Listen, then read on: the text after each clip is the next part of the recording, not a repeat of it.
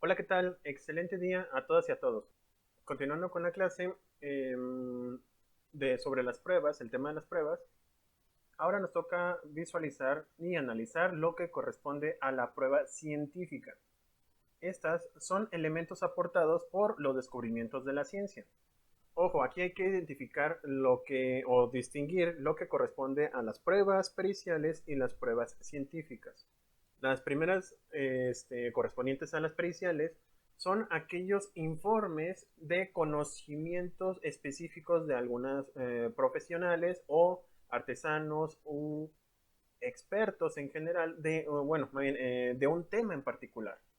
Cuando se tratan de pruebas científicas, van a corresponder a aquellas que aportan conocimientos al juzgador mediante el empleo de elementos producto de la evolución científica y técnicas respecto a los hechos controvertidos en el proceso.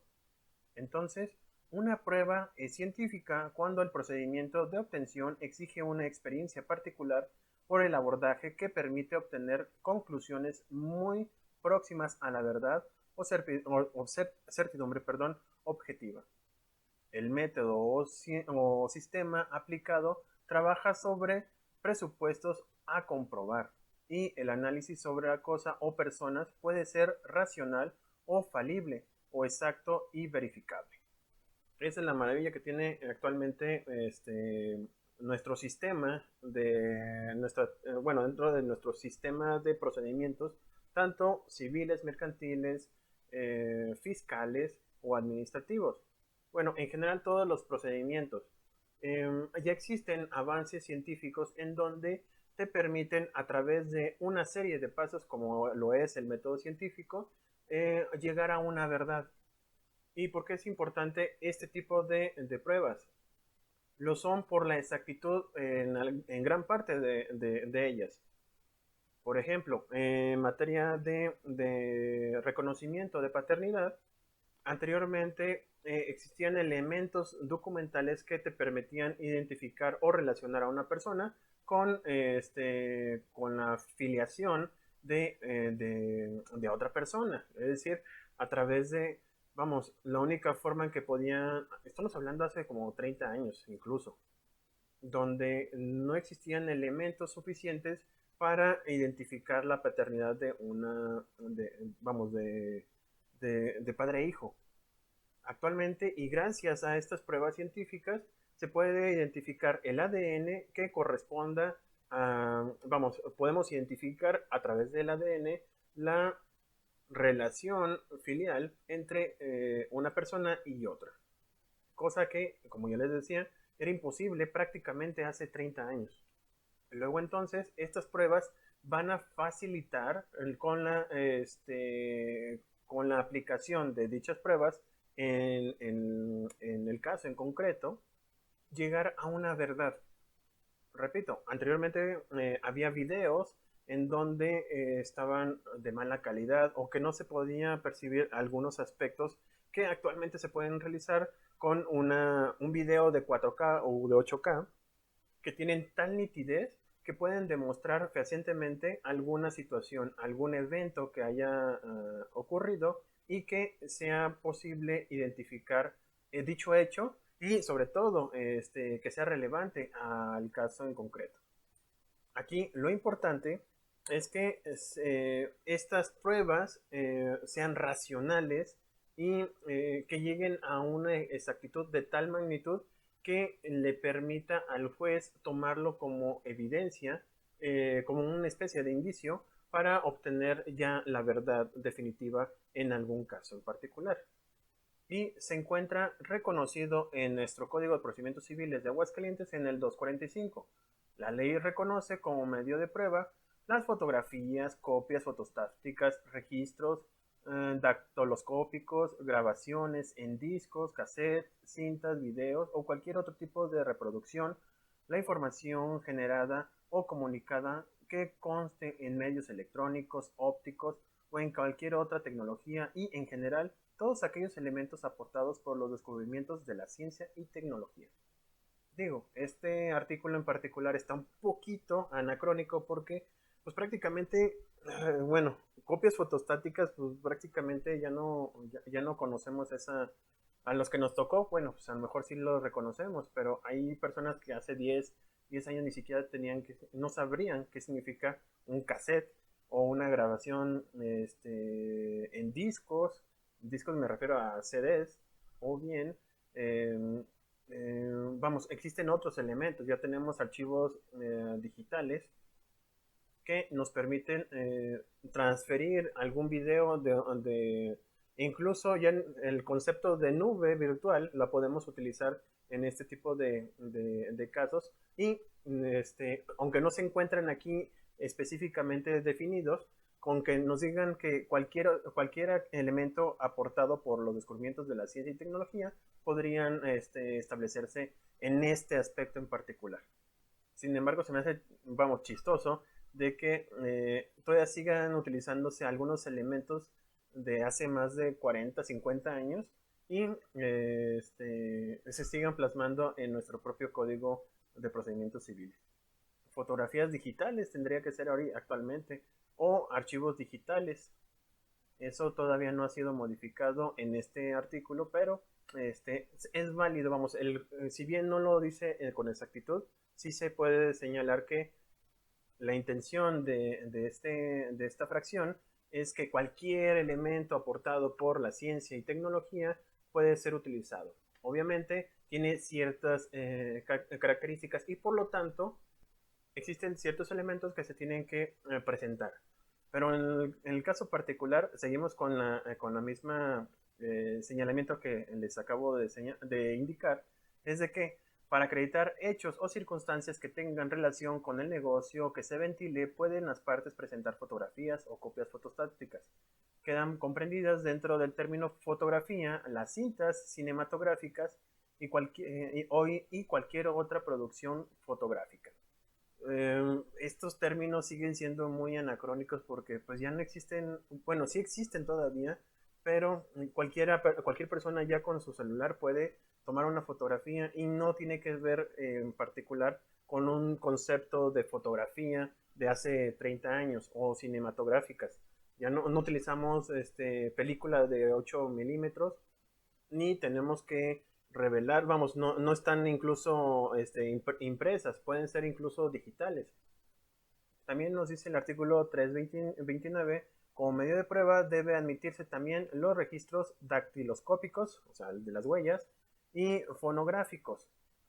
Este término está, ay, híjoles, bueno, sigo con el mismo chip, eh, muy, muy antiguo, o sea, ya existen archivos MP3, WMA, bueno, existen otros archivos en donde ya no se necesita utilizar los fonógrafos o aquellos instrumentos que eran precisamente para grabar, así como la información generada o comunicada que consta en medios electrónicos ópticos, como los CDs o cualquier otra tecnología y en general todos aquellos elementos aportados por los descubrimientos de la ciencia y tecnología. Aquí, esta coladera, como le decimos en el argot, implica los que le estoy diciendo, los avances científicos ya han señalado o se ha demostrado que ya hay algunos videos de tal magnitud o de tal nitidez que pueden verificarse ciertos hechos con altísima calidad y sobre todo con la imposibilidad de que sean modificados. Ahora bien, la parte en este tipo de pruebas, la parte que presente esos medios de prueba deberá indicar los hechos y circunstancias que desean probar y quedará obligado a proporcionar al juez o al tribunal los aparatos o elementos necesarios para que pueda apreciarse el valor de los registros y reproducir los sonidos e imágenes. ¿Por qué es esto? Anteriormente, aunque no lo crean, quien tenía estas videocámaras o cassettes o, vamos, este tipo de reproductores de sonidos, se tenían que reproducir en unos aparatos demasiado pesados, no sé cómo lo puedo llamar, eran unos armatostes muy grandes. Estoy hablando como hace 50 años. Hace 30 años ya eran un poquito más sofisticados. Hace 20 años ya existían algunos reproductores que facilitaban todo este tipo de reproducciones. Y ya ahorita en los últimos 10 años, ya en cualquier, incluso, repito, en los celulares, se pueden reproducir algunas imágenes. Anteriormente no se hacía así, tendrías que tener una laptop o tenías que tener un programa en particular que pudiera reproducir algún archivo. Yo me acuerdo, anteriormente el MP4 pues no se reproducía tan fácilmente. Tenías que tener un programa para que pudiera reproducirlo. Así también, aunque generalmente ya ahorita está, por ejemplo, el MKB, que también es otro archivo bastante importante en cuanto a la reproducción de este tipo de videos, o MPJ para imágenes. Vamos, existen ya actualmente una serie de archivos, por ejemplo, ay, ya se me olvidó cómo se llamaba, en donde se utiliza el el Corel, o bien o para mejor dicho, para el Acrobat, en donde ah, eh, son archivos especiales o específicos que se tienen que reproducir en un software especial. Bueno, primero se tiene que atender a que si la prueba está relacionada con algún hecho en particular que devenga del caso en particular, pues se permitirá. Y sobre todo cuando se ofrezca, también se tiene que ofrecer por parte del oferente los medios para su reproducción. A lo mejor el juez no tiene en su juzgado algún tipo de reproductor. Debe de tener ciertos, bueno, anteriormente yo me acuerdo que tenían videocaseteras o tenían bueno, reproductores de cassette para poder hacer funcionar los mismos y que se pudiera reproducir.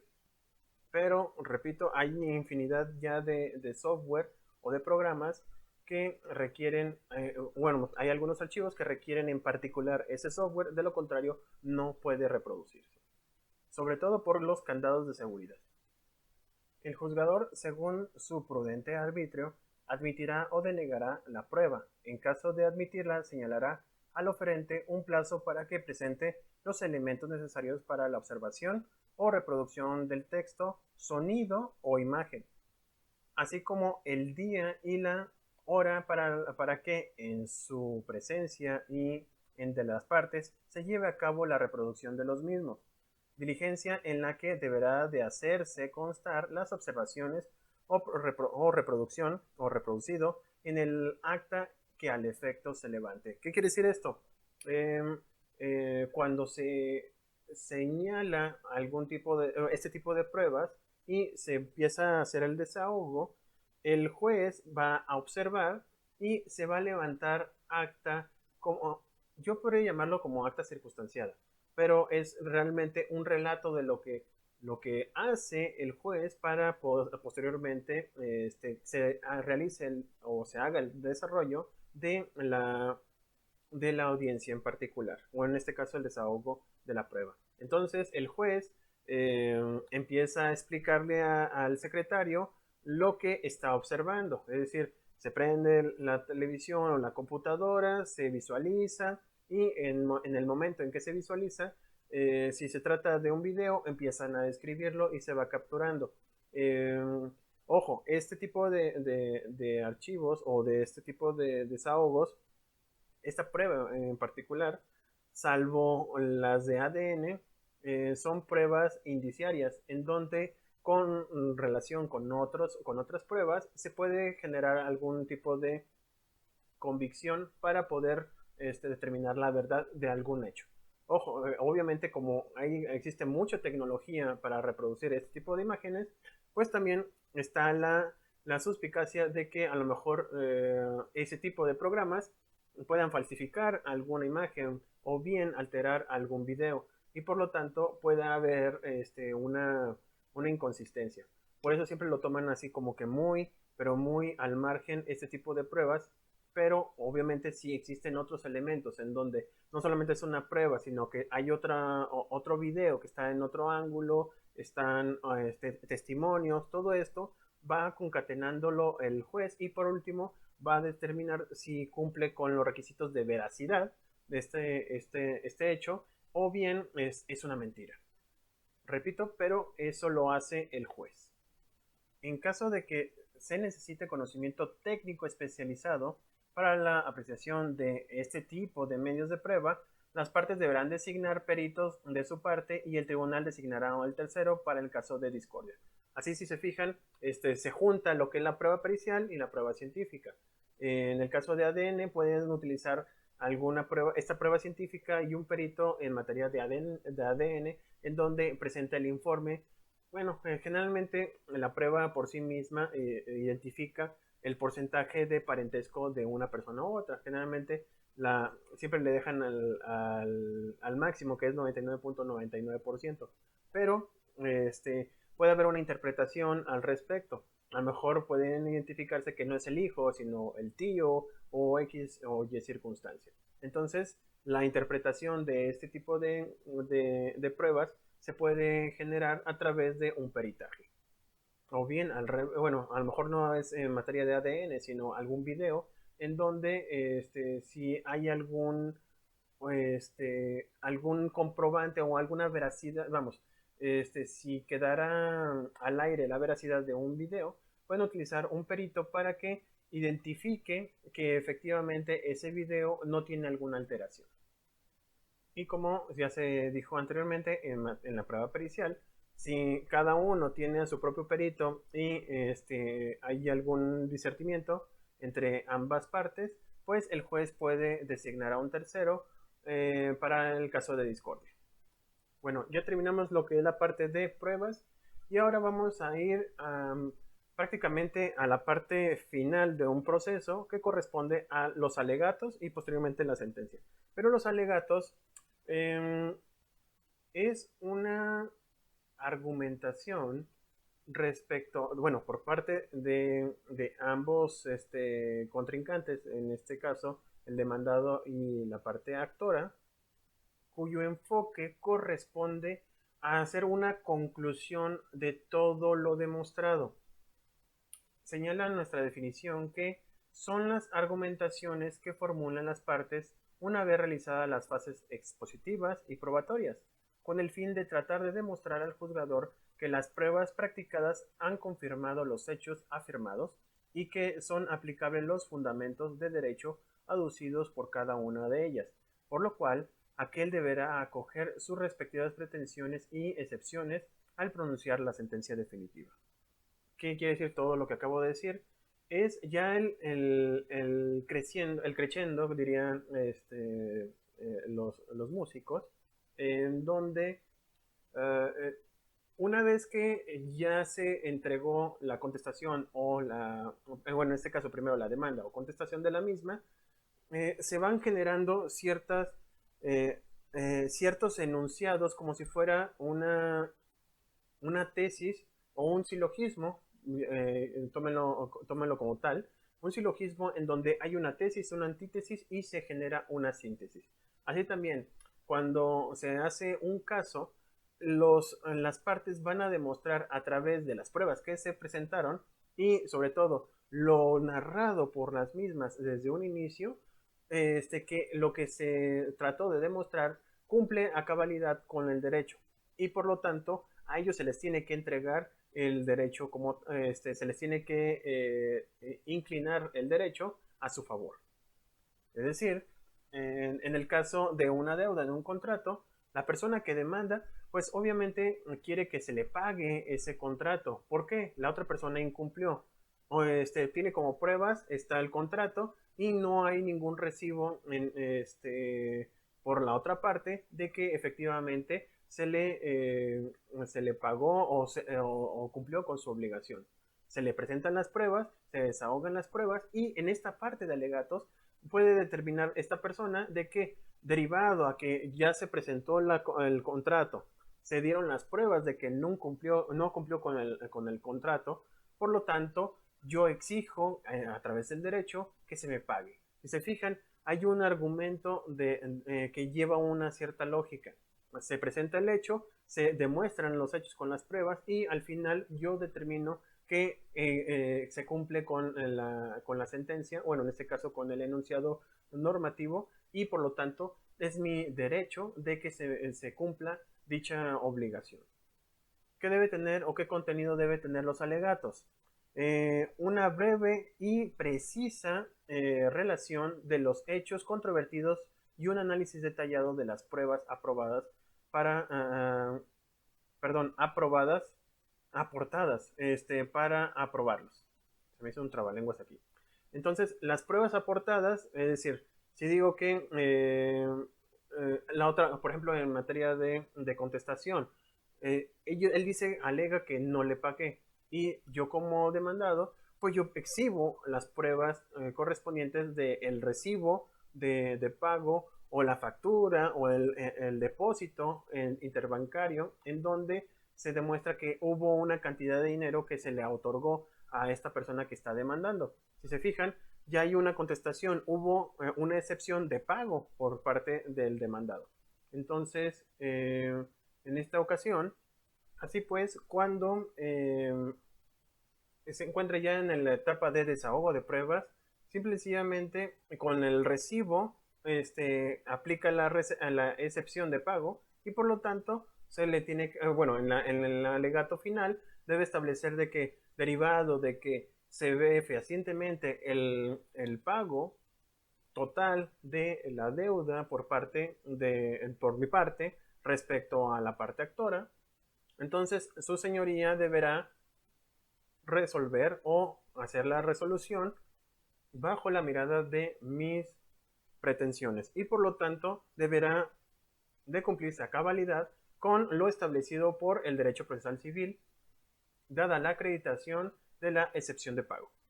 Si se fijan, es un silogismo en donde se da la conclusión a través de las pruebas.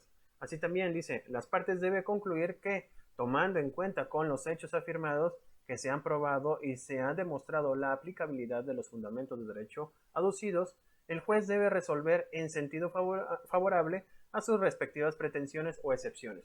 Es decir, bueno, en este caso, repito, se hace un silogismo de los hechos vertidos, los derechos o pruebas, hechos vertidos junto con los derechos, las pruebas y su desahogo, y al final se hace una conclusión respecto a lo probado. ¿Cómo se pueden expresar dichos alegatos? En algunos juicios ya en materia civil ya se realizan a través de forma oral o pueden ser de forma escrita. Los alegatos orales se formulan en la misma audiencia de pruebas, una vez concluida la recepción de estas, según lo puesto en el artículo 368 del Código de Procedimientos Civiles vigentes en el Estado, al establecer que, recibidas las pruebas, se abrirá el periodo de alegatos que producirán primero el actor y luego el demandado, pudiendo usar la palabra durante 10 minutos cada uno de ellos, procurando la mayor brevedad posible y su precisión al respecto, limitándose a tratar sobre las cuestiones debatidas y pudiendo presentar sus alegatos por escrito. Entonces, una vez que se desahoga la última prueba, ahí es donde se puede presentar los alegatos. Y ojo también, muy importante, cuando empiezan los alegatos no deben de hablar mal de la contraparte. Se tienen que enfocar única y exclusivamente a lo probado, porque eso puede implicar una medida de apremio por parte del juez, para que lo tomen en cuenta. Después de los alegatos está la citación para la sentencia. Es el acto procesal en virtud de la cual el juez, una vez formulados los alegatos o concluida la oportunidad procesal para hacerlo, da por terminada la actividad de las partes en el juicio y se les comunica que procederán a dictar sentencia. Generalmente, una vez que concluyen los alegatos, se hace como una frase por parte de los jueces en donde indican que una vez que ya se cerraron las etapas anteriores, lo que procede a mi parte es presentar la sentencia. Por lo tanto, en un acto posterior se le citará para la misma. El plazo que el juez tiene para dictar la sentencia es de 8 días contados a partir de la citación para sentencia, tal y como lo dispone el artículo 370 del Código de Procedimientos Civiles vigente en el Estado. al señalar que si en la audiencia no pronunciara en el tribunal su sentencia, en ella misma citará para pronunciarse dentro del término de 8 días. Generalmente no lo va a hacer en ese momento, cuando cuando se termine la etapa de alegatos, sino que se va a acordar para que en fecha tal se realice la misma. Que para el caso en particular, esos 8 días se vuelven un poquito más extensos, porque en primer término tiene que haber, primero tiene que acordarse, y para ello puede tardarse muchísimo tiempo en acordarse, y a partir de que se acuerda ya tienen los 8 días para realizarlo. La justificación de siempre es de que hay mucho trabajo. Ahora bien, los efectos que produce la citación para la sentencia. De acuerdo a nuestro código, tiene ciertos elementos el hecho de que se cite a sentencia. El primero de ellos es que va a dar por terminada la actividad procesal de las partes en la primera instancia, por lo que ya no se podrá promover ninguna prueba ni formularse nuevos alegatos. Una vez de que ya se cita, ya no puedes agregar más cosas porque ya tiene los elementos suficientes el juez para dar por... ya tiene los elementos necesarios para dictaminar dicha sentencia. Es decir, ya tiene conocimiento vasto y por lo tanto ya puede ya puede decir, con base a esto, puedo ya determinar a quién se le debe el derecho. Respecto a la recusación, puede interponerse en cualquier estado del juicio hasta antes de la citación de la audiencia de juicio.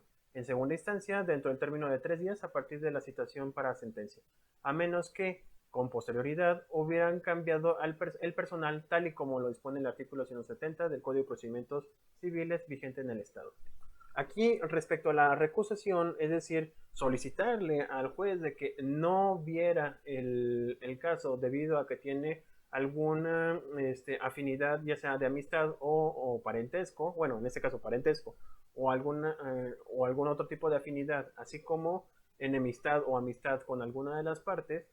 Si por alguna razón nunca durante el proceso no lo alcanzaron a distinguir, suele pasar, ya está, después de cierto tiempo, se puede ir identificando alguna afiliación, bueno, como me comentaba uno de sus compañeros, donde sabían claramente de que uno de estas autoridades, pues tenía algún tipo de amistad con el juez. En este caso, si llega a la citación y todavía no hay elementos que puedan identificarlo hasta después de la citación, la única forma de que se pueda impugnar es a través de una segunda instancia, es decir, ya sea ante el Tribunal Superior de Justicia del Estado de Aguascalientes o a un amparo, pero este sería indirecto. Ya no se dará el sobreseimiento, pues ya no, pues ya se hizo todo ya se cumplieron todas las etapas, que consiste en la extinción del proceso a causa de la inactividad procesal de las dos partes por un término mayor de 30 días naturales. Esto es en general, a lo establecido en el artículo 390 del Código de Procedimientos vigente en el Estado de Procedimientos Civiles. Al respecto, lo único que les puedo señalar es de que, al igual que la recusación, en este caso en particular ya no se debe, vamos, no tiene lógica el solicitar el sobreseimiento porque por default se va a resolver el caso, y por tal motivo, ¿qué más prueba quieren? O vamos, ¿qué más demostración se tiene de la actividad procesal que la citación a la sentencia, que es ya la cúspide de un caso en particular? Asimismo, el juzgador deberá pronunciar la sentencia definitiva dentro del plazo de 8 días de conformidad a lo establecido por el artículo 370, como ya les había comentado, y también, como ya les había comentado, tiene que acordarse. A partir de que se acuerda que se va a dar la citación, es hasta ahí, en ese momento, donde empiezan a correr los 8 días. Y no se dará caducidad a que se refiere el artículo 613 del Código de Procedimientos Civiles vigente en el Estado, ya que tal precepto señala que, en cualquier caso en los que los cónyuges dejaren pasar más de 3 meses sin continuar el procedimiento, el tribunal declarará sin efecto la solicitud y mandará archivar el expediente. En este caso sería la inactividad la caducidad de su derecho en caso de inactividad del procesal. Obviamente, bueno, como ya les había comentado, pues si ya va a haber una sentencia, ya no tiene caso este pretexto o esta excusa. Luego pasamos a la parte de sentencia y cosa juzgada. La sentencia es la resolución que emite el juzgador sobre el litigio sometido a su conocimiento y mediante el cual normalmente pone término al proceso. Esa es la definición de sentencia. Para nuestro artículo 79 del Código de Procedimientos Civiles señala que las sentencias son simples determinaciones de trámite y entonces se llamarán decretos. Decreta, es decir, hace hincapié a su autoridad y determina una acción o un actuar por parte de la propia autoridad respecto a los demás. Son decisiones sobre materia que no sean de puro trámite y entonces se llamarán autos, debiendo contener los fundamentos legales en que se apoyen. Esos son como son documentos puestos a disposición a las partes para que los vayan caminando respecto al expediente o al caso. Es como una bitácora en donde va señalando los pasos a seguir por parte de la autoridad. Es decir, dice, se cierra etapa de pruebas, ahora vamos a la etapa de desahogo de las pruebas y para tal motivo se cita a las partes para el desahogo de tal prueba numerada en tal escrito a partir de las 3 de la tarde. Entonces, le está dando pie o está dando camino a las partes para ver cómo es que se va a llevar a cabo dicho proceso. Ojo, son de trámite, entonces por eso le llamamos solamente autos. Con esto se juega muchísimo respecto a los tiempos que señala el Código de Procedimientos Civiles, como yo les había comentado en la sentencia. Y también la última de las determinaciones por parte de la autoridad las vamos a llamar sentencias definitivas o interlocutorias, según que decidan el negocio principal o que decidan un incidente, un artículo sobre excepciones dilatorias o de compensación. Perdón, de competencia. ¿A qué se refiere esto? En ocasiones, durante el caso, bueno, la última decisión que realice la autoridad va a ser una sentencia definitiva. En ella va a establecer o va a esclarecer quién es el que tiene mejor derecho o quién es el que tiene el derecho sobre la obligación de la otra parte. Es este contraste. Pero también hay ciertas situaciones como las excepciones dilatorias que ya vimos respecto a una circunstancia. En este caso, no puede seguir por eso dilatorias, no puede seguir el proceso hasta en tanto haya una determinación por parte de la autoridad o del juez sobre en eso en particular. Entonces, esos le vamos a llamar sentencias interlocutorias, que van a tener cuerda de la principal, es decir, está el caso principal y se anexa este mini procedimiento, si lo podemos llamar de esa forma, al expediente.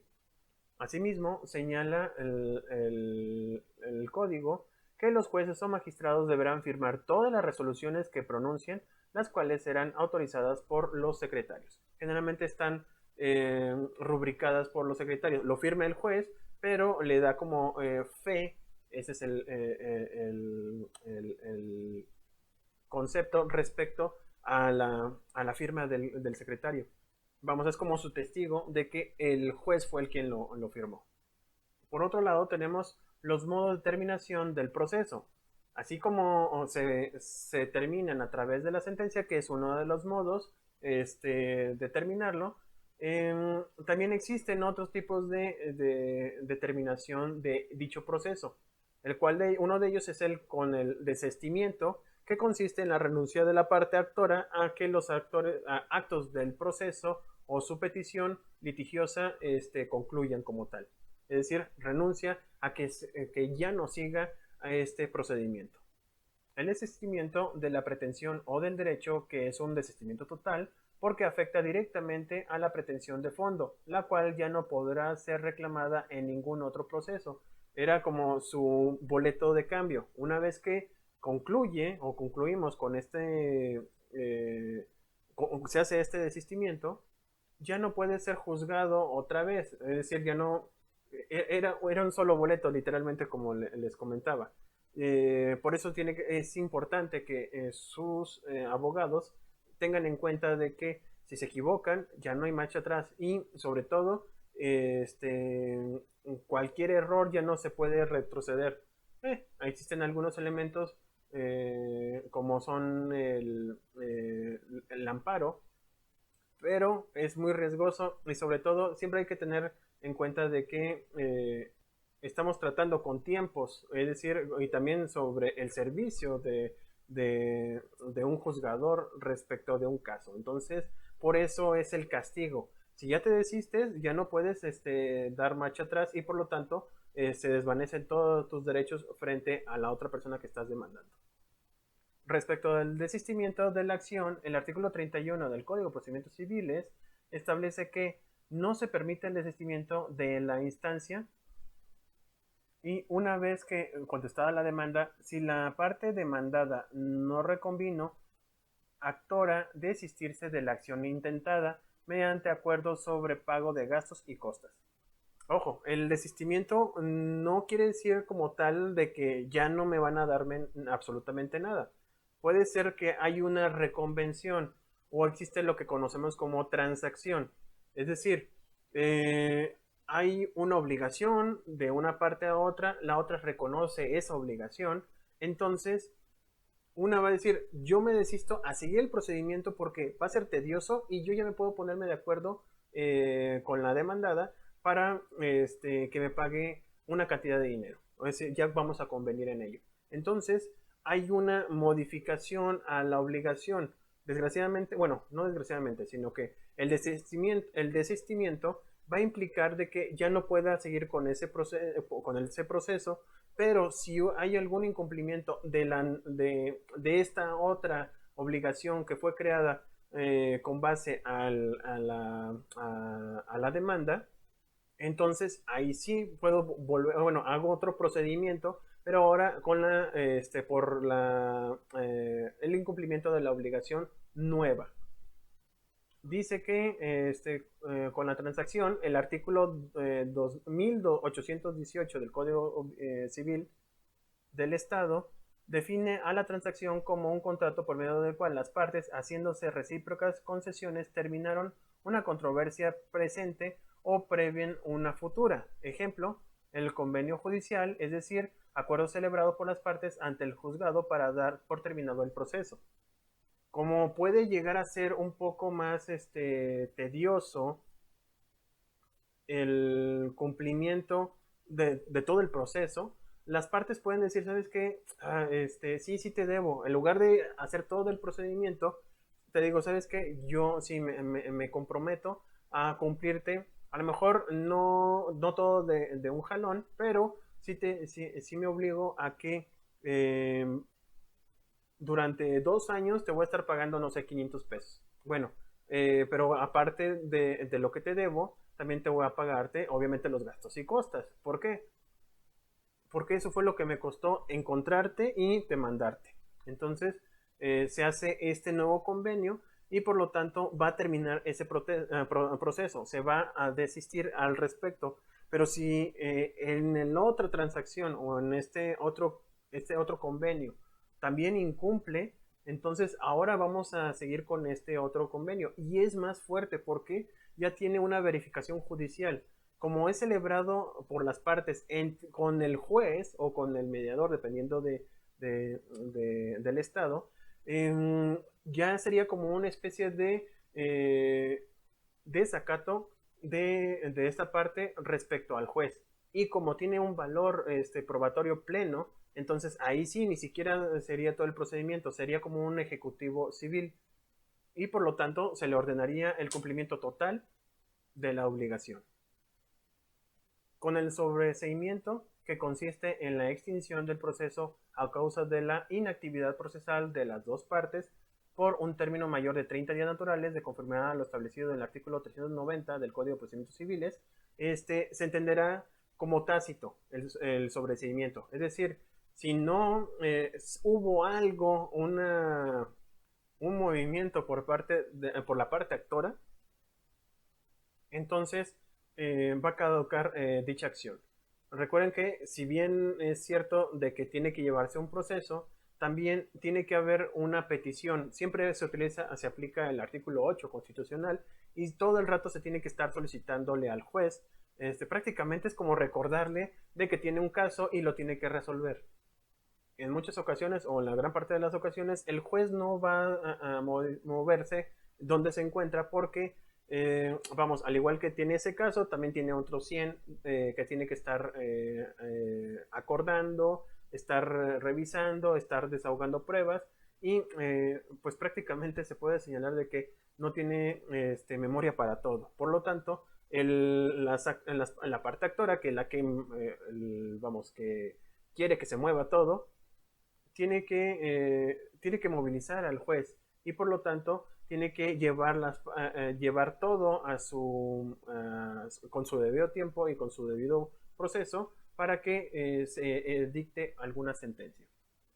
También hay sobreseimiento una vez decretado por el órgano jurisdiccional, se tendrá por desistido de la acción intentada y se sobreseerá el expediente enviándolo a archivo, tal y como lo establece el artículo 390 también del Código de Procedimientos Civiles. Si ya de plano dice que se desistió esta persona, terminará un sobreseimiento por parte de la autoridad y se va a archivar. La única parte o los únicos casos en donde no puede haber un sobreseimiento o no puede ser susceptible es en los juicios sucesorios de concurso y de alimentos por razones, pues yo diría obvias. No sé cómo lo vean ustedes. En los juicios sucesorios, alguien tiene que tener los bienes de la persona fallecida. De concurso, debe de establecerse quiénes son los que a quienes se tienen que identificar los bienes respecto de aquella sociedad. Y de alimentos es un incumplimiento de tracto sucesivo. Por lo tanto, no hay forma de que haya una caducidad al respecto. En algunos casos, la muerte, por ejemplo, la muerte de alguno de los cónyuges durante el juicio de divorcio, según lo establecido por el artículo 312, va a causar el término del proceso. O, bueno, obviamente si por alguna razón alguno de las partes fallece, pues sus sucesores son los encargados de continuar con dicho proceso. Entonces, para el caso particular, o bien para el ejemplo que le estoy poniendo aquí, pues de nada serviría seguir con el juicio de divorcio porque pues la muerte implica la separación de ambas partes. También está el término por el allanamiento de la demanda, conforme a lo establecido en el artículo 232 del Código Civil vigente en el Estado, el cual señala que, confesada expresamente la demanda en todas sus partes o manifestado el actor su conformidad con la contestación, se citará el negocio para sentencia. Ya no tiene razón de hacer la etapa probatoria o desahogo de la misma, porque la persona ya dijo que sí, efectivamente yo debo, o sea, yo voy a cumplir con mi obligación y por lo tanto, pues de nada sirve tener todo el proceso si al final de cuentas la decisión del juez va a ser la misma, el de condenar a la parte que se allanó. Bueno, también está la clasificación de las sentencias. Estas las vamos a clasificar primero por su finalidad, que es meramente declarativa, constitutiva o de condena, que es la que conocemos generalmente cuando se utiliza para la jurisdicción voluntaria, para la creación de una sociedad civil o una asociación civil, y de condena cuando existen dos partes en donde se debe determinar quién es el culpable, por decirlo de una manera, en un caso particular de conflicto o de una litis. También por su resultado puede ser estimatoria o desestimatoria. Por su función en el proceso sería interlocutoria o definitivas. Y también puede ser por su impugnabilidad, puede ser definitiva o firme, y firme, mejor dicho. Aunque para que llegue a ser firme tendría que no haberse ido a una segunda instancia. Por otro lado, las sentencias tienen ciertos requisitos. Vamos a ver las dos partes de dichos requisitos, los cuales se conforman por los formales y también los que consideremos como sustanciales. En cuanto a los requisitos formales, son las exigencias establecidas por las leyes sobre la forma en que debe revestirse la sentencia. Se refieren a la sentencia como un documento. El artículo 83 del Código de Procedimientos vigentes en el Estado, Código de Procedimientos Civiles, establece algunos requisitos formales de la sentencia. Como tal, en dicho artículo exige que el juzgador apoye sus puntos resolutivos con preceptos legales y principios jurídicos, conforme a lo establecido en el artículo 14 constitucional. Ya saben que todo acto de autoridad tiene que tener esas formalidades, esos elementos de fundar y motivar. Es el concepto de cualquier acto administrativo, en este caso administrativo judicial. Quienes imparten la justicia tiene que tener esos elementos, esas partes que determinan la característica de autoridad, quién la va a resolver y sobre todo, con base a dichas normativas, hacen también un silogismo de la norma, el hecho y la conclusión a la que arriba el juez. En ocasiones van a encontrarse con que el juez hace una referencia de un hecho, el cual lo va a comparar con la ley y por último va a definir de que si es parecido o encuadra perfectamente dicho acto con lo que establece la norma, por lo tanto, gramaticalmente va a aplicar la norma en su sentido, en su más amplio sentido. Por ejemplo, si estamos hablando de un contrato o el incumplimiento de un contrato y resulta de ser de que en efecto dentro de las pruebas que se alegan dentro del caso, resulta de ser de que efectivamente no hubo el cumplimiento de dicho contrato, el juez lo que va a decir es de que conforme señala las leyes civiles, en donde dice que en caso de un incumplimiento de una obligación, se tendrá por castigado o se tendrá por sancionado a esta persona como deudora y por lo tanto tendrá la obligación de cumplir con lo que es debido porque así lo marca la ley. Entonces está el hecho, el fundamento legal y por lo tanto la conclusión por parte del juez. Y por ejemplo, el artículo 79, último párrafo del Código de Procedimientos Civiles, señala que los jueces o magistrados deberán firmar todas las resoluciones que pronuncien, las cuales serán autorizadas por los secretarios. Era lo que había repetido, bueno, esto se repite con la diapositiva anterior y lo que se trata de generar aquí es de que existe esa nueva formalidad o esta formalidad respecto a la forma en que tiene que determinarse la sentencia. No solamente la tiene que pronunciar, sino que la tiene que firmar el juez y sobre todo tiene que tener autorización por parte del secretario. Las dos firmas deben estar avaladas y por lo tanto, bueno, deben estar establecidas en el documento para así avalar la sentencia. Por otro lado, tenemos los requisitos sustanciales. Son aquellos que como tal no están señalados en el documento.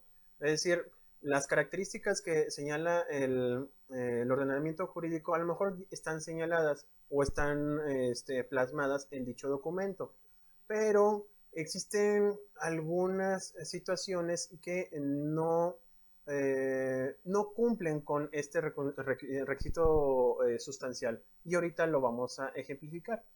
Bueno, el primero de ellos es la congruencia, establecida en el artículo 82 del Código de Procedimientos Civiles vigente en el Estado. ¿A qué se refiere la congruencia? A que todo el silogismo debe estar encaminado al derecho que se entiende que está violentado.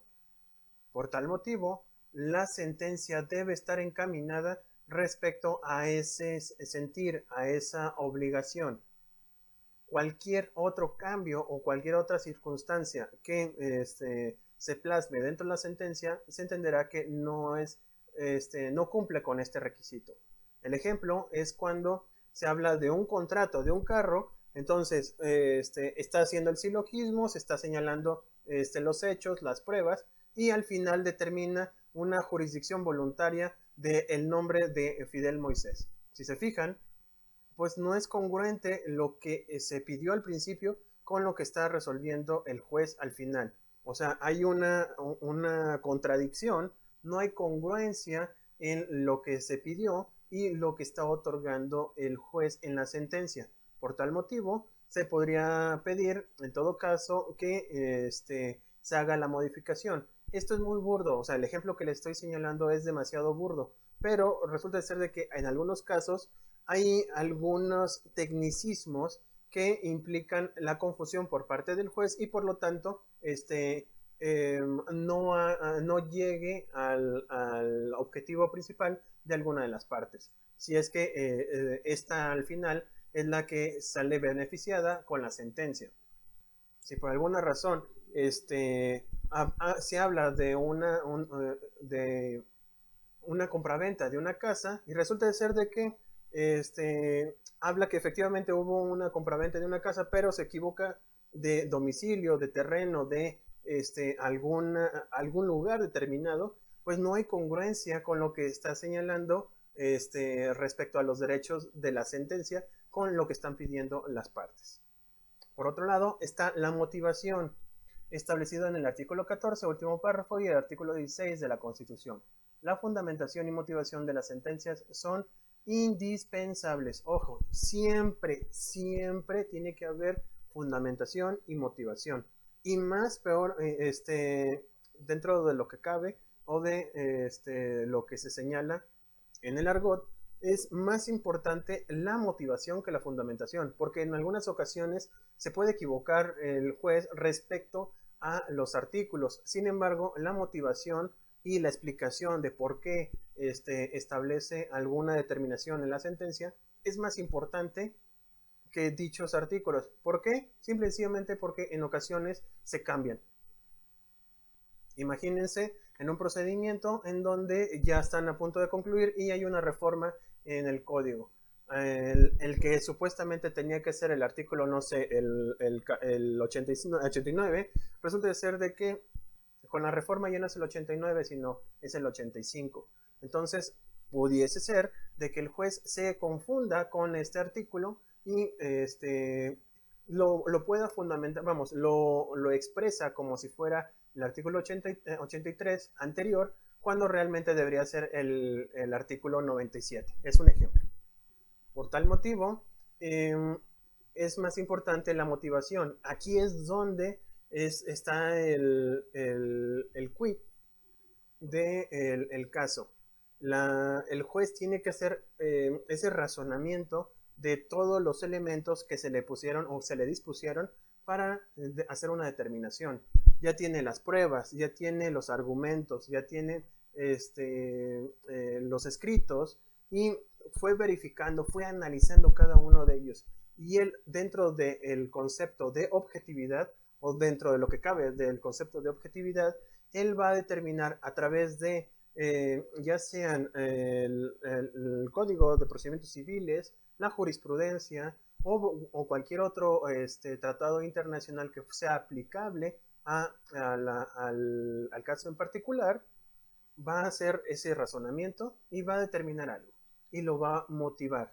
Ya repito, la fundamentación a veces queda en segundo plano. Es necesario fundarlo, obviamente, porque incluso se puede utilizar como una herramienta para ir analizando lo que dice el precepto y lo que se está solicitando o lo que se acreditó en su momento. Y por último, debe establecerse la exhaustividad. El artículo 82 del Código de Procedimientos Civiles vigente en el Estado impone al juez el deber de resolver sobre todo lo pedido por las partes. Esta es una obligación muy importante por parte del juez. hay que revisar todo el escrito de demanda, todo el escrito de la contestación de la misma, tiene que ser analizada parte por parte por el juez. Por eso en muchas ocasiones cuando dictan sentencia, copian todo, o sea, hacen todo el copy-paste de lo que pide uno, lo que pide el otro, y empieza a hacer, empieza a fijar la litis, fija la litis, y posteriormente empieza a analizar dentro de lo que fue de la litis o fue la controversia, empieza a analizar cada una de las etapas, pero la tiene que revisar todas. Si deja un cabo suelto, se tendrá que no fue exhaustivo, y por lo tanto la persona a quien se vio perjudicada por no ser exhaustivo puede interponer un recurso en segunda instancia o en materia de amparo. Entonces, ¿qué es lo que deberá hacer el juez? Primero fijar la litis, y todo lo que tenga que ver con agravios lo tiene que analizar, porque hay una jurisprudencia en donde señala que los agravios los puede encontrar en cualquier parte de la demanda, y por ello tiene que analizarlos y entender cada uno de ellos. Así que los va revisando, los va ordenando y va contestando cada uno. Si así fueran 50 agravios, los 50 agravios los tiene que responder. Si no, no va a ser exhaustivo. Así pues, la estructura formal de la sentencia la vamos a presentar de esta forma. Y es muy sencilla, son cuatro elementos. El primero de ellos va a ser un preámbulo con los datos de identificación del juicio. Lo vamos a ubicar una vez que leemos el documento. En la parte superior derecha va a estar el expediente, número de expediente, quién es la parte actora, la parte demandada, el juzgado que está resolviendo. En algunas ocasiones se opone la fecha. Por ejemplo, aquí tengo un apartado en donde señala que es el TOCA civil 1204-2006, expediente 06-2005. ¿Cuál es el juicio o qué tipo de juicio es? Y cuál es, en este caso, el magistrado o el juez que va llevando el estudio. Y luego nos encontraremos con los resultandos, que son la descripción del desarrollo concreto del proceso. Aquí, por ejemplo, encontré otro expediente en donde podemos observar cómo está señalado el expediente. Se dicta la sentencia y, si se fijan, tiene los datos importantes o los datos que corresponden a el caso en concreto. Si nos vamos un poquito más abajo, vamos a ver cada uno de los resultandos. ¿Qué serán los resultandos? Te va llevando como de un caminito de cómo es que empezó todo a cómo es que llegamos a la sentencia. Entonces, presentan los antecedentes, se señala cómo es que cuando se presentó la demanda, si cumplió con los requisitos, se señala ahí que se cumplieron con los requisitos. En el 2 va a señalarse que se pudiera ser que hubo medidas cautelares, se pone ahí que hubo medidas cautelares. También se va a señalar cuando contestó la demanda en la parte demandada, valga la redundancia, y si presentó alguna prueba, se fija la litis y repito, se va encaminando todos los hechos desde el momento en que inicia el expediente hasta la parte en donde se está resolviendo. A partir de ahí, ya cambia, porque ya se entra al fondo de la situación y empieza a hacer el análisis correspondiente. Pero eso ahorita lo vamos a ver. Después de eso, siguen lo que conocemos como considerandos, que son la valoración de las pruebas, fijación de los hechos y razonamientos jurídicos. Aquí es donde se va haciendo el desglose, el análisis razonado, para llevarnos al camino de la resolución, que son al final los puntos resolutivos. Volviendo a nuestro ejemplo, si se fijan, se va estructurando, va señalando cuándo se radicó, cómo se llevó cómo se llevó todo el proceso, y después hablamos de los considerandos. En ocasiones primero se presentan cuáles son los elementos de competencia, cuáles son las normas aplicables, después cuál es la competencia, posteriormente si lo presentó en tiempo y forma. Después se hace el estudio de excepciones. Cuando el demandado solicita alguna algún tipo de excepción. Por ejemplo, aquí la delimitación de la litis competencial, perdón, no, previo antes de ello, habla sobre el factor fuero, es decir, que le corresponda en sí al juez ser competente respecto, por ejemplo, en este caso, respecto a materia si es federal o es estatal. Entonces, va a analizar el caso en particular y va a determinar, en este caso, por ser la última parte, si corresponde o no la incompetencia de este juez. Para la declaratoria como tal o la sentencia, en este caso en particular, en efecto, era incompetente el juez y por lo tanto se deja a salvo los derechos para la persona que presentó esta resolución, este caso, perdón, y el juez cierra el caso diciendo que es incompetente. Pero para ello tiene que analizar cada uno de los elementos, tanto de la parte actora como la parte demandada. Entonces, si se fijan, hace un análisis, revisa los hechos, revisa jurisprudencia y después de todos considerando todo eso, por eso se llaman considerandos, considerando cada uno de estos elementos, sobre todo la jurisprudencia, al final tiene que determinar algo que conocemos como puntos resolutivos. Ahorita llegamos a ellos, aquí está. Va a resolver y aquí en este caso se declara fundada la excepción de incompetencia por declinación en el número 8617. Es un ejemplo. Entonces aquí el juez, o en este caso los magistrados determinan de que no son competentes y por lo tanto se tiene que establecer a la autoridad competente todo el expediente. Lo que se hace es se envía o se da su traslado a la parte actora para dejarle a salvo sus derechos y vaya al lugar que le corresponde. ¿Ok?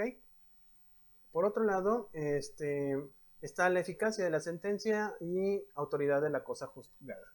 De acuerdo al artículo 375 del Código de Procedimientos Civiles, señala que hay cosa juzgada cuando la sentencia causa ejecutoria, de acuerdo con el precepto antes citado y con el artículo 376 del Código de Procedimientos Civiles vigentes, las sentencias causan ejecutoria de dos formas. Si no se da de esta forma, no se puede determinar que está en estado con causa ejecutoria.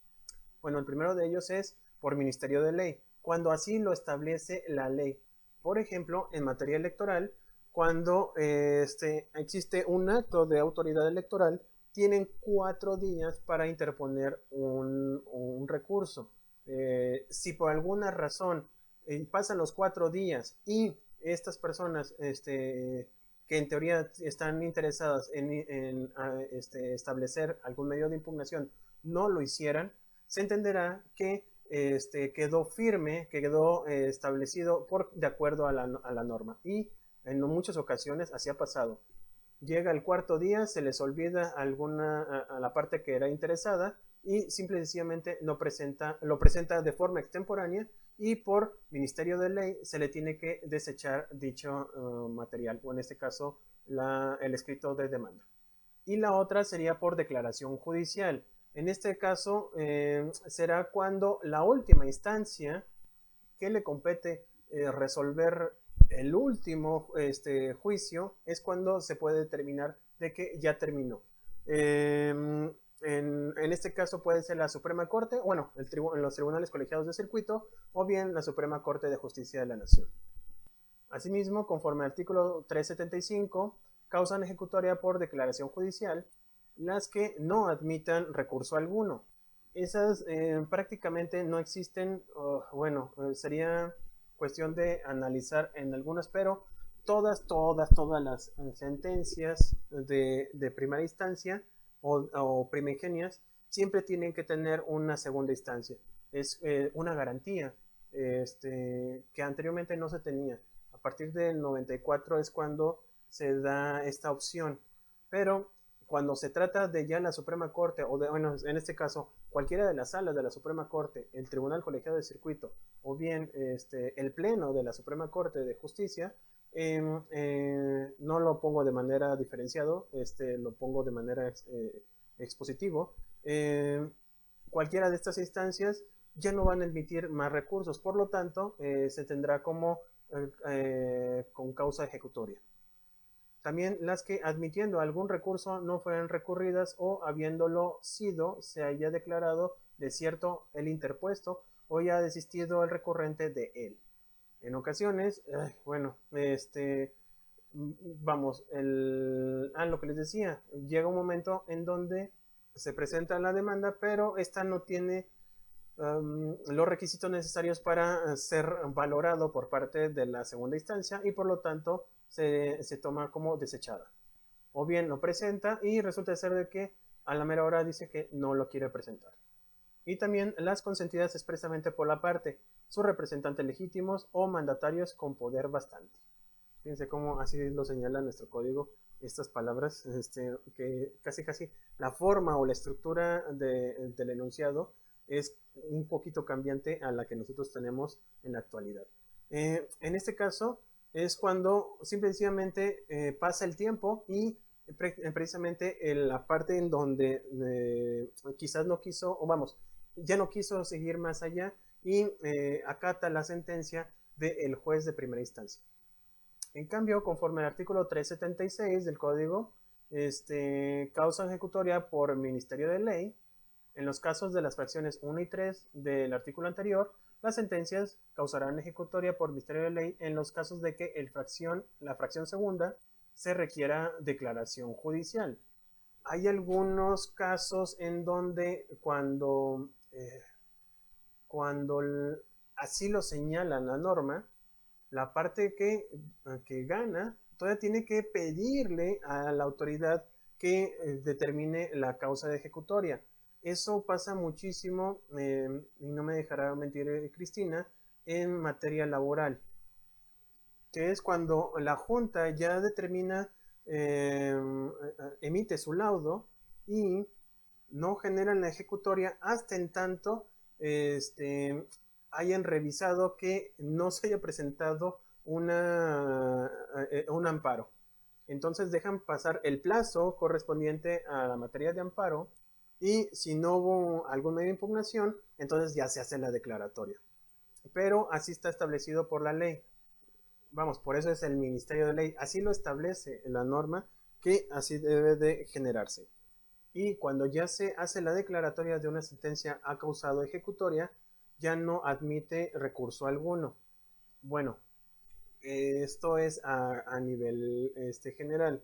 Hay algunos casos que sí permite recurso, sobre todo cuando se trata de violación en el debido proceso en materia penal, pero ese es punto y aparte.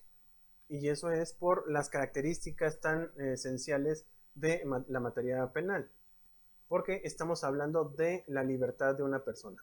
Entonces, salvo esa materia, todas las demás, cuando existe un recurso, cuando causa ejecutoria, pues ya no se puede hacer nada. E incluso es motivo del desechamiento de cualquier materia, en cualquier materia. Ahora vamos a ver algo bastante interesante, la condena al pago de los gastos y costas procesales. De acuerdo con el derecho mexicano, no se debe cobrar costas judiciales, ya que está señalado en la Constitución, aunque sí se puede cobrar costas procesales, las cuales comprenden todos los gastos y erogaciones que se originan con motivo de un proceso, tal como el pago de los honorarios a los abogados, los gastos de publicación de dictos, etc. ¿Cuál es esta situación? Ya lo he referido en otras ocasiones. Históricamente hablando, es ¿cómo le puedo llamar? Una deuda histórica porque durante todo el siglo XIX, sí, estamos bien, cuando se crea nuestra república, vamos, quienes se les impartía justicia eran aquellas personas que podían comprar hojas para materia judicial. Luego entonces, estas hojas costaban, eran muy costosas, sobre todo porque implicaba cuando se cobraban estas hojas era precisamente para hacer la formación, la estructura del Poder Judicial. Entonces, dicho costo solamente podía ser solventado por gente de dinero y por lo tanto la justicia no era para todos. Desgraciadamente eran solamente para las personas ricas o las personas que podían pagar estas hojas. No podían, vamos, no eran como nosotros tenemos las de tamaño legal o tamaño oficio, cualquier tipo de papel bond. No, anteriormente tenían que estar certificadas, selladas y costaban. Y eran muy costosas para aquel entonces. Entonces no se podía hacer valer la justicia, incluso en materia civil, porque, vamos, era muy, la estructura era muy pobre en cuanto al poder judicial. Van pasando los años y empieza a haber un resentimiento social al respecto, por lo tanto se hace una modificación, se hace una modificación que al final sigue siendo o termina siendo una nueva constitución. Se hace el acomodo de la constitución en donde se señalaba que el costo de todo juicio sería gratuito. ¿Por qué? Porque si estás, en aquel entonces, si estabas hablando de igualdad entre las personas, pues simplemente no era no era igual en la justicia. Así que, repito, fue una situación histórica, una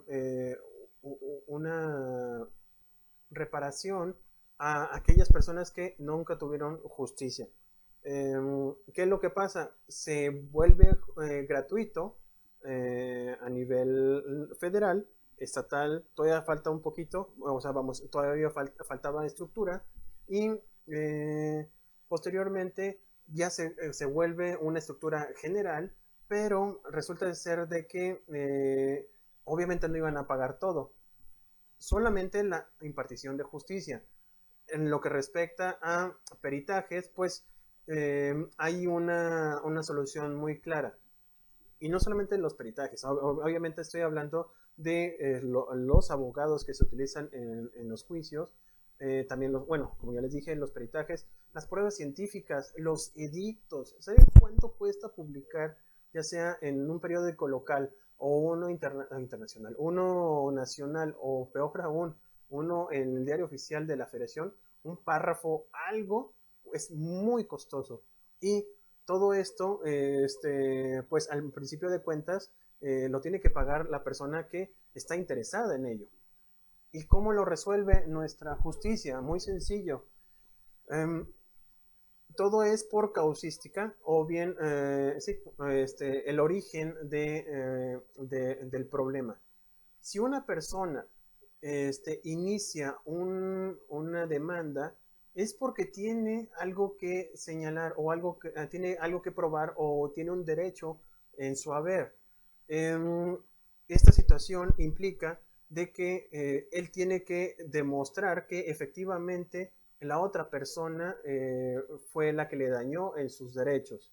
Si comprueba eso, esto quiere decir de que desde un principio tuvo la razón y por lo tanto el que tuvo la culpa de que se hiciera todo esto, que hicieras tú el gasto, bueno, en este caso el cliente hiciera el gasto extra, el dedicarle más tiempo a esta situación, es por culpa de la otra persona y por lo tanto a esta se le tiene que cobrar.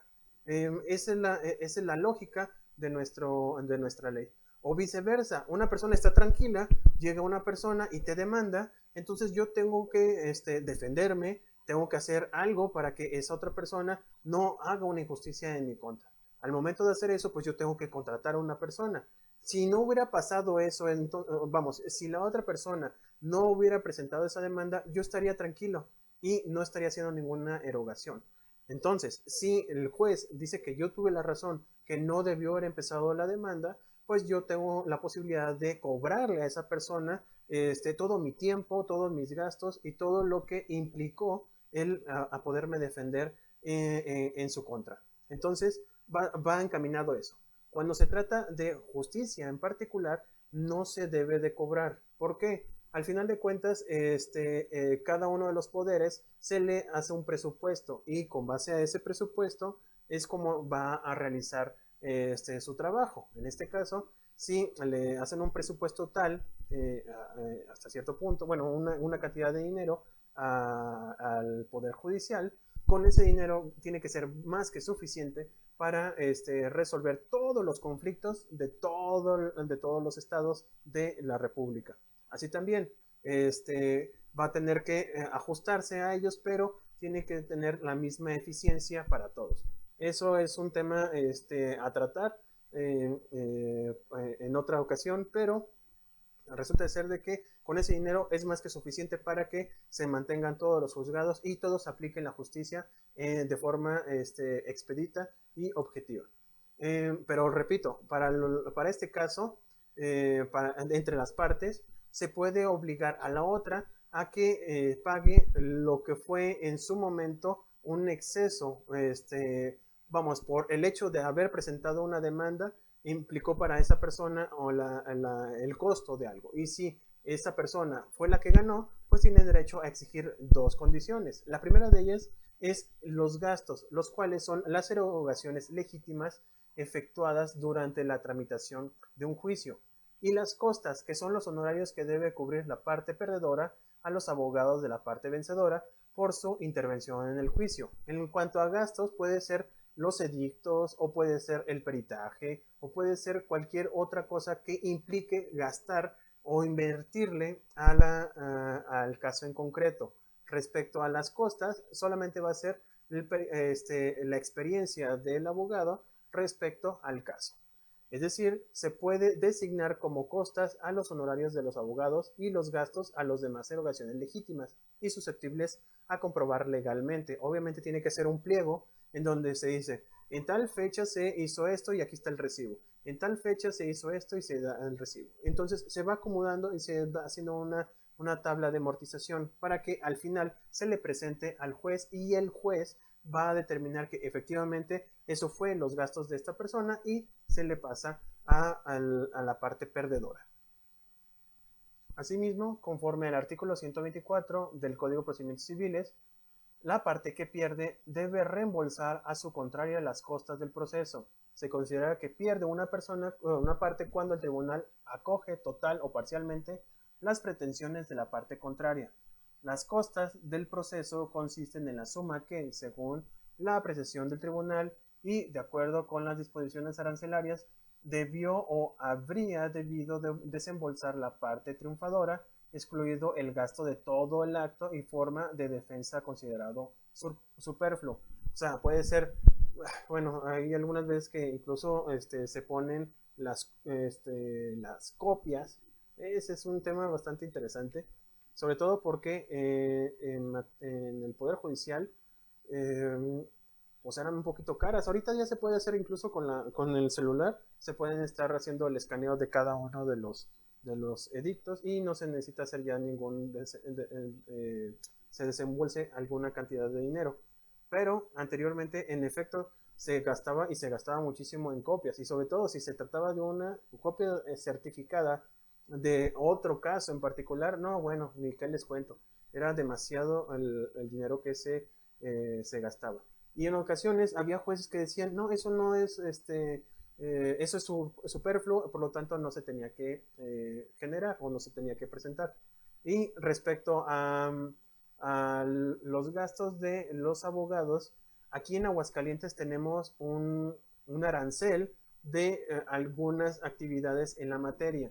Tienen unos porcentajes topados, pero obviamente, bueno, para empezar, hace muchísimo tiempo que no se hace un ajuste a este tipo de aranceles eh, y generalmente pues los abogados hacen sus prestaciones de servicio a través de una facturación y con base a ello se puede comprobar cuánto fue lo que gastó y cuánto es lo que se le va a pagar por la parte perdedora. Entonces, esa es otra de las situaciones muy interesantes al respecto en materia civil.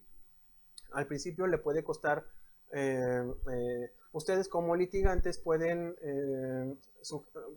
pueden apostar esta situación. No lo puedo llamar pro bono, pero sí en el concepto de que si ganan, le pueden cobrar a esta otra persona una cantidad de dinero. Pero la parte administrativa, pues sí, obviamente hay algunos litigantes que cobran estos gastos administrativos o no, o bien al principio les cobra una cantidad de dinero y con eso es más que suficiente para todo el proceso. Hay algunos que sí son un poquito, no digo manchados, pero sí están cobrándole poco a poco a su parte, bueno, a quien están defendiendo, para, eh, para que al final incluso lo vuelvan a cobrar. O hay algunas ocasiones en donde, a pesar de haber ganado, les cobran un porcentaje extra a su cliente. Eso dependerá muchísimo del abogado. Generalmente es por la fama del mismo que hace este tipo de situaciones. Pero a grandes rasgos lo que se obliga en principio de cuentas es de que si uno de las partes perdió, esa es la que se le tiene que achacar todos los gastos y costas. Incluso, pues aunque suena muy feo, pero también tiene que pagarle los honorarios de su abogado. Entonces, si se habla de gasto inútil, las partes lo tienen que soportar. Asimismo, el artículo 129 también establece que no será condenada en costa la parte que pierde, sino le es imputable la falla de composición voluntaria de la controversia y además limitó su actuación en el desarrollo del proceso a lo estrictamente indispensable para hacer posible la definitiva resolución del negocio. Se entiende que no es imputable a la parte la falta de composición voluntaria de la controversia. ¿A qué se refiere eso? Cuando la falta de composición voluntaria de la controversia es cuando la persona no fue invocada en la controversia, pero por razones del juicio generado por esta parte, fue la que eh, pierde el acceso a esta situación, a este derecho, pero él no fue el que generó este conflicto. Un ejemplo muy burdo es cuando se hace la declaratoria de ausencia de una persona en una de ellas o uno de los familiares hace esta declaratoria o pide la declaratoria de la misma y resulta de ser de que durante el proceso eh, aparece, aparece esta persona. Entonces, la que inició todo el proceso va a asumir los gastos y costas de ese procedimiento porque la otra persona, vamos, nunca tuvo la voluntad de que se generara esta situación. Quizás a lo mejor desapareció porque lo privaron de su libertad, cayó en estado con problemas mentales, bueno, no tenía lucidez mental. Vamos, existen elementos indistintos, bueno, varios, en donde resulta de ser de que no tenía la posibilidad de asumir su personalidad, es decir, estaba imposibilitado. Luego entonces, pues cuando ya se determina de que en efecto no tiene, vamos, tiene la culpa porque apareció, entonces se extingue el proceso o no se hace la declaratoria, pero la otra persona pues tiene que asumirlo. Uno de ellos no puede pedirle al otro de que le pague porque no fue su voluntad, no hubo una litis, no hubo una controversia como tal. Sin embargo, por la falta de voluntad, vamos, de una de las partes, implica que a esta en particular no se le pueda cobrar. Y en ese mismo orden señala en nuestro código tres situaciones. Cuando la ley ordena que sea decidida necesariamente por autoridad judicial, cuando consista en una mera cuestión de derecho dudoso o en sustituir al árbitro judicial a la voluntad de las partes, tratándose de la demandada cuando haya sido llamada a juicio sin necesidad. Cuando pasan estas situaciones es cuando la otra parte no tiene la obligación de pagarle a los gastos y costas. Y finalmente en el artículo 130 del código establece que cuando sean varias las personas o partes que pierdan, el tribunal distribuirá entre ellas proporcionalmente a sus respectivos intereses la carga de las costas, cuyo importe se distribuirá entre las partes o personas que hayan obtenido también proporcionalmente sus respectivos intereses. Entonces, cuando existe un litis consorcio, cuando es pasivo, estas personas van a tener que distribuirse bueno, es pasivo y aparte pierden, tendrá que distribuirse la deuda entre tantas personas hayan perdido. Y posteriormente, caso contrario, cuando son varios los que ganaron, también se va a distribuir de forma equitativa. Para determinar cuándo se debe condenar al pago de los gastos y costas procesales a una de las partes, generalmente se sigue uno de los dos sistemas que para el efecto existen en nuestro código. Está el sistema subjetivo, conforme al cual solo debe condenarse al pago de los gastos y costas a la parte que se haya conducido en el proceso como temeraria o mala fe. Y el sistema objetivo, de acuerdo con el cual se debe condenar siempre al pago de los gastos y costas a la parte que haya sido vencida en juicio. En el caso particular, en Aguascalientes, es este último la forma en que se pagan los gastos y costas. El primero de ellos es como un castigo. ¿Por qué?